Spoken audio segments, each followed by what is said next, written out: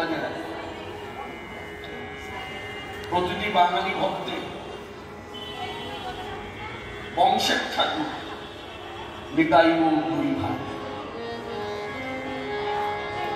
কোন সংশয় নেই।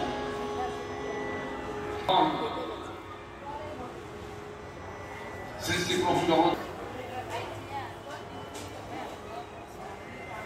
প্রভু তার সরচিত কথার মধ্য দিয়ে শিক্ষামূলক কীর্তন করেছে, ভক্তিরাজ্যের শিক্ষা দিয়েছে, ভজনের শিক্ষা দিয়েছে। এই জগৎবাসীর করণীয় কি? তার শ্রীমুখে বলছেন, জগৎবাসী পুরুষ নারী ভজন নিতাই গৌর হরি।